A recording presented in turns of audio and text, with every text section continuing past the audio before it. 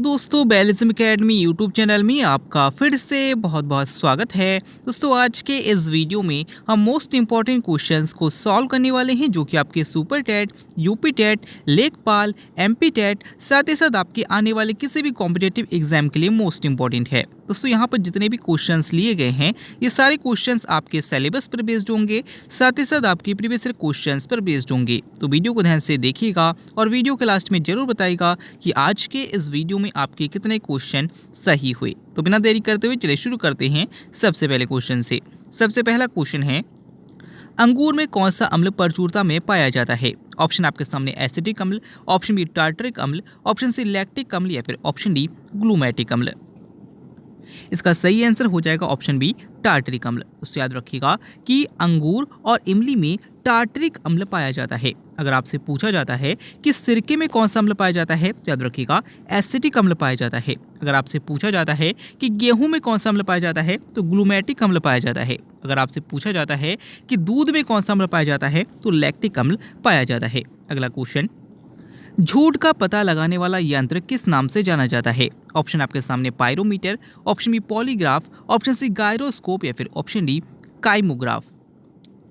इसका सही आंसर हो जाएगा ऑप्शन बी पॉलीग्राफ। तो याद रखिएगा कि पॉलीग्राफ यंत्र जो है इसका प्रयोग झूठ का पता लगाने में किया जाता है। अगर आपसे पूछा जाता है कि पायरोमीटर का प्रयोग किसके लिए किया जाता है तो याद रखिएगा उच्च ताप को नापने के लिए किया जाता है। अगला क्वेश्चन, सूरमा नगरी किसका उपनाम है? ऑप्शन आपके सामने Indore, option B Bengaluru, option C Bareilly या फिर ऑप्शन डी पीलीभीत। इसका सही आंसर हो जाएगा ऑप्शन सी बरेली। तो याद रखिएगा कि बरेली को सूरमा नगरी के नाम से जाना जाता है और पीलीभीत को याद रखिएगा कि इसे बांसुरी नगरी के नाम से जाना जाता है। अगला क्वेश्चन, भारतीय रुपया के प्रतीक का डिजाइन किसने तैयार किया? ऑप्शन आपके सामने Uday Kumar, option B Geetanjali Rao, option C Uday Shankar या फिर ऑप्शन डी पिंगली वेंकैया। इसका सही आंसर हो जाएगा ऑप्शन ए उदय कुमार। दोस्तों भारतीय रुपए का जो प्रतीक चिन्ह कुछ इस तरीके का है। इस डिजाइन को उदय कुमार के द्वारा तैयार किया गया था। अगला क्वेश्चन, वस्तु एवं सेवा कर को भारत में कब लागू किया गया? ऑप्शन आपके सामने 2012, ऑप्शन बी 2014, ऑप्शन सी 2017 या फिर ऑप्शन डी 2019। इसका सही आंसर हो जाएगा ऑप्शन सी 2017। तो याद रखिएगा कि जीएसटी को 1 जुलाई 2017 को लागू किया गया था। अगर आपसे पूछा जाता है कि किस समिति की अनुशंसा पर इसको लागू किया गया था तो याद रखिएगा विजय केलकर समिति की अनुशंसा पर किया गया था। अगला क्वेश्चन, एशिया का नोबेल पुरस्कार किसे कहा जाता है? ऑप्शन आपके सामने करिंग पुरस्कार, ऑप्शन बी मैन बुकर पुरस्कार, ऑप्शन सी टाइलर पुरस्कार या फिर ऑप्शन डी रैमन मैग्सेसे पुरस्कार। इसका सही आंसर हो जाएगा ऑप्शन डी रैमन मैग्सेसे पुरस्कार। तो याद रखिएगा कि रैमन मैग्सेसे पुरस्कार को ही एशिया का नोबेल पुरस्कार कहा जाता है। अगर आपसे पूछा जाता है कि रैमन मैग्सेसे पुरस्कार पाने वाले पहले भारतीय कौन थे तो याद रखिएगा आचार्य विनोबा भावे थे। अगर आपसे पूछा जाता है कि कलिंग पुरस्कार किस क्षेत्र में दिया जाता है तो विज्ञान के क्षेत्र में दिया जाता है। अगर आपसे पूछा जाता है कि टाइलर पुरस्कार किस क्षेत्र में दिया जाता है तो पर्यावरण के क्षेत्र में दिया जाता है। और अगर आपसे पूछा जाता है कि मैन बुकर पुरस्कार किस क्षेत्र में दिया जाता है तो याद रखिएगा साहित्य के क्षेत्र में दिया जाता है। अगला क्वेश्चन, किसके शासनकाल को भारतीय संस्कृति का स्वर्ण काल कहा जाता है? ऑप्शन आपके सामने अशोक, ऑप्शन बी चंद्रगुप्त प्रथम, ऑप्शन सी जहांगीर या फिर ऑप्शन डी चंद्रगुप्त द्वितीय। इसका सही आंसर हो जाएगा ऑप्शन डी चंद्रगुप्त द्वितीय। तो याद रखिएगा कि चंद्रगुप्त द्वितीय के शासनकाल को भारतीय संस्कृति का स्वर्ण काल कहा जाता है। अगला क्वेश्चन, महात्मा बुद्ध ने अपना पहला उपदेश कहाँ दिया था? ऑप्शन आपके सामने Sarnath, option B Uruvela, option C Kapilavastu या फिर ऑप्शन डी कुशीनगर। इसका सही आंसर हो जाएगा ऑप्शन ए सारनाथ। तो याद रखिएगा कि महात्मा बुद्ध को ज्ञान प्राप्ति के बाद ये सबसे पहली बार सारनाथ में गए जो कि वाराणसी में है और यहाँ पर अपने 5 ब्राह्मणों को सबसे पहली बार उपदेश दिया और इसी को धर्म चक्र परिवर्तन कहा जाता है। अगला क्वेश्चन, राष्ट्रीय मतदाता दिवस कब मनाया जाता है? ऑप्शन आपके सामने 4 जनवरी, ऑप्शन बी 1 जनवरी, ऑप्शन सी 24 जनवरी या फिर ऑप्शन डी 25 जनवरी। इसका सही आंसर हो जाएगा ऑप्शन डी 25 जनवरी। तो याद रखिएगा कि राष्ट्रीय मतदाता दिवस 25 जनवरी को मनाया जाता है। अगर आपसे पूछा जाता है कि DRDO दिवस कब मनाया जाता है तो याद रखिएगा 1 जनवरी को मनाया जाता है। अगर आपसे पूछा जाता है कि राष्ट्रीय बालिका दिवस कब मनाया जाता है तो 24 जनवरी को मनाया जाता है। और अगर आपसे पूछा जाता है कि विश्व ब्रेल दिवस कब मनाया जाता है तो 4 जनवरी को मनाया जाता है। अगला क्वेश्चन, भारत की पहली ट्रेन बॉम्बे से थाने के बीच कितनी दूरी तक चली? ऑप्शन आपके सामने 100 kilometre, option B 34 kilometre, option C 170 kilometre या फिर ऑप्शन डी 40 किलोमीटर। इसका सही आंसर हो जाएगा ऑप्शन बी 34 किलोमीटर। दोस्तों आप सभी को पता है कि भारत में पहली ट्रेन 1853 में बम्बई से थाने के बीच चली थी। आपसे क्वेश्चन ऐसे भी पूछा जा सकता है कि कितनी दूरी चली थी, याद रखिएगा 34 किलोमीटर की दूरी तय की थी। अगला क्वेश्चन, कौन से पक्षी कभी घोंसला नहीं बनाता? ऑप्शन आपके सामने तितैया, ऑप्शन बी कोयल, ऑप्शन सी कौवा या फिर ऑप्शन डी बसंत गौरी। इसका सही आंसर हो जाएगा ऑप्शन बी कोयल। दोस्तों याद रखिएगा कि कोयल एक ऐसी पक्षी है जो कभी भी घोंसला नहीं बनाता है। अगला क्वेश्चन, भारत का सबसे ऊंचा गुरुत्वीय बांध कौन सा है? ऑप्शन आपके सामने टिहरी बांध, ऑप्शन बी भाखड़ा नागल बांध, ऑप्शन सी उकाई बांध या फिर ऑप्शन डी राणा प्रताप सागर बांध। इसका सही आंसर हो जाएगा ऑप्शन बी भाखड़ा नागल बांध। दोस्तों याद रखिएगा कि भारत का सबसे ऊंचा बांध जो है वो टिहरी बांध है और भारत का सबसे ऊंचा गुरुत्वीय बांध जो है वो भाखड़ा नागल बांध है। अगला क्वेश्चन, भारत की सबसे लंबी सहायक नदी कौन सी है? ऑप्शन आपके सामने Damodar, option B Kosi, option C Chambal या फिर ऑप्शन डी यमुना। इसका सही आंसर हो जाएगा ऑप्शन डी यमुना। तो याद रखिएगा कि भारत की सबसे लंबी नदी जो है वो गंगा नदी है और भारत की सबसे लंबी सहायक नदी जो है वो यमुना नदी है। अगला नेक्स्ट क्वेश्चन है, पोलियो वैक्सीन की खोज किसने की थी? ऑप्शन आपके सामने Louis Pasteur, option B William Harvey, option C John Salk या फिर option D Charles Darwin.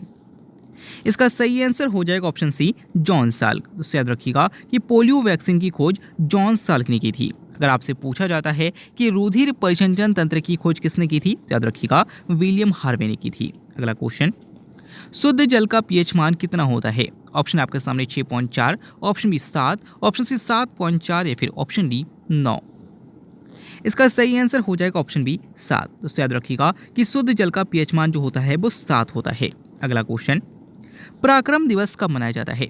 Option आपके सामने 24 दिसंबर, ऑप्शन बी 23 जनवरी, ऑप्शन सी 5 दिसंबर या फिर ऑप्शन डी 11 जुलाई।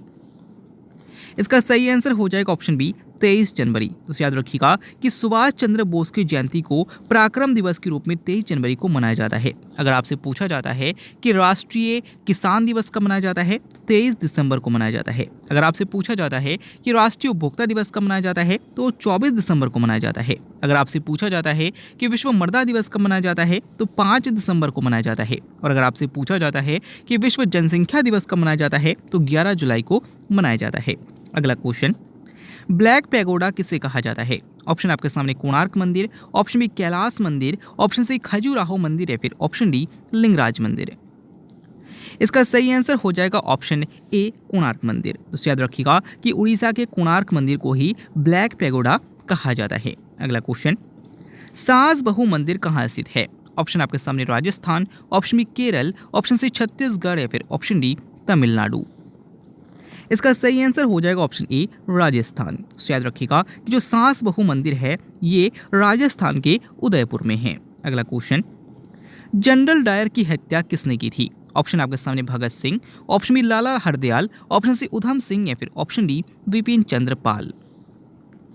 इसका सही आंसर हो जाएगा ऑप्शन सी उधम सिंह। तो याद रखिएगा कि जलियांवाला कांड की जो घटना हुई थी वो जनरल डायर के कारण हुई थी और याद रखिएगा कि जनरल डायर की जो हत्या की थी वो उधम सिंह ने की थी। अगर आपसे पूछा जाता है कि सैंडर्स की हत्या किसने की थी, तो याद रखिएगा भगत सिंह ने की थी। अगला क्वेश्चन, दूसरी बार आपातकाल की घोषणा कब हुई? ऑप्शन आपके सामने 1962, ऑप्शन बी 1971, ऑप्शन सी 1975 या फिर ऑप्शन डी 1999। इसका सही आंसर हो जाएगा ऑप्शन बी 1971। तो याद रखिएगा कि भारतीय संविधान के अनुच्छेद 352 के तहत राष्ट्रीय आपातकाल का वर्णन है। इसके तहत भारत में अब तक 3 बार आपातकाल लागू हो चुका है, जिनमें 1962 में भारत चीन युद्ध, 1971 में भारत पाक युद्ध और 1975 में आंतरिक असंतोष। ये 3 बार राष्ट्रीय आपातकाल लागू हो चुका है। तो याद रखिएगा कि दूसरी बार जो राष्ट्रीय आपातकाल लागू हुआ था वो 1971 में हुआ था। अगला क्वेश्चन, रसायन का राजा किसे कहा जाता है? ऑप्शन आपके सामने है HCl, option B HNO3, option C KCl या फिर ऑप्शन डी। इसका सही आंसर हो जाएगा ऑप्शन डी H2SO4। तो याद रखिएगा कि H2SO4 को ही रसायन का राजा कहा जाता है और इसी को सल्फ्यूरिक अम्ल कहा जाता है। दोस्तों नेक्स्ट क्वेश्चन पर बढ़ने से पहले आप सभी के लिए एक इंपॉर्टेंट अपडेट है। आप में से बहुत से लोगों ने रिक्वेस्ट किया था कि सर जितने भी क्वेश्चंस वीडियो में कराए जाते हैं लास्ट में वन लाइनर फॉर्म में उनका रिवीजन भी करा दिया कीजिए। तो दोस्तों आप सभी के लिए इंपॉर्टेंट अपडेट ये है कि आप खबरी एप्लीकेशन को डाउनलोड करके वीडियो के डिस्क्रिप्शन में एक लिंक दिया गया है, वहां से आप हमारे चैनल पर पहुंचेंगे और वहां पर आपको जितने वीडियोस डेली कराए जाते हैं उन सभी को वन लाइनर फॉर्म में आपको रिवाइज कराया जाएगा, जिससे आप दिन में जितनी बार भी चाहे उसको रिवाइज कर सकते हैं। अपने हेडफोन को लगाकर, अपने ईयरफोन को लगाकर आप उसको बार बार रिवाइज कर सकते हैं, जो कि आपके लिए बहुत ही ज़्यादा बेनिफिशियल होगा। और आई होप आपको ये अपडेट बहुत ही अच्छा लगा होगा। वीडियो के डिस्क्रिप्शन में लिंक दिया गया है, वहां से आप चैनल को ज्वाइन कर सकते हैं। अगले क्वेश्चन की तरफ बढ़ते हैं। अगला क्वेश्चन है, रक्त का प्रतिस्कंदक पदार्थ कौन सा है? ऑप्शन आपके सामने प्लीहा, option B heparin, option C thrombin या फिर ऑप्शन डी ग्लोबिन। इसका सही आंसर हो जाएगा ऑप्शन बी हेपेरिन। तो याद रखिएगा कि रक्त में हेपेरिन की उपस्थिति होती है, जिसके कारण हमारे बॉडी के अंदर का जो रक्त है वो नहीं जमता है। अगला क्वेश्चन, किसने बांधों को आधुनिक भारत का मंदिर कहा है? ऑप्शन आपके सामने महात्मा गांधी, ऑप्शन बी दादा भाई नौरोजी, ऑप्शन सी चित्तरंजन दास या फिर ऑप्शन डी पंडित जवाहरलाल नेहरू। इसका सही आंसर हो जाएगा ऑप्शन डी पंडित जवाहरलाल नेहरू। तो याद रखिएगा कि पंडित जवाहरलाल नेहरू ने ही बांधों को आधुनिक भारत का मंदिर कहा है। अगला क्वेश्चन, दक्षिण भारत की दूसरी सबसे ऊंची चोटी कौन सी है? ऑप्शन आपके सामने Doda Betta, option B Anamudi, option C Nilgiri या फिर ऑप्शन डी विंध्याचल। इसका सही आंसर हो जाएगा ऑप्शन ए दोदा बेट्टा। तो याद रखिएगा कि दक्षिण भारत की सबसे ऊंची चोटी जो है वो अनायमुदी है और दूसरी सबसे ऊंची चोटी जो है वो दोदा बेट्टा है। अगला क्वेश्चन, उत्तरी गोलार्ध में सबसे बड़ा दिन कब होता है? ऑप्शन आपके सामने 3 जनवरी, ऑप्शन बी 21 जून, ऑप्शन सी 4 जुलाई या फिर ऑप्शन डी 22 दिसंबर। दोस्तों इस क्वेश्चन का आंसर आपको कमेंट के द्वारा बताना है। आज के वीडियो में आपके कितने क्वेश्चन सही हुए, साथ ही साथ आज का वीडियो आपको कैसा लगा कमेंट बॉक्स में जरूर बताइएगा। वीडियो अच्छा लगा तो वीडियो को लाइक कीजिएगा, चैनल को सब्सक्राइब कीजिएगा। इस वीडियो को बार बार रिवाइज करने के लिए आप खबरी एप्लीकेशन पर जाकर वहाँ पर हमें फॉलो कर सकते हैं। इन सारे वीडियोज़ को बार बार रिवाइज कर सकते हैं। मिलते हैं अगले वीडियो में, तब तक के लिए देखते रहिए, सीखते रहिए।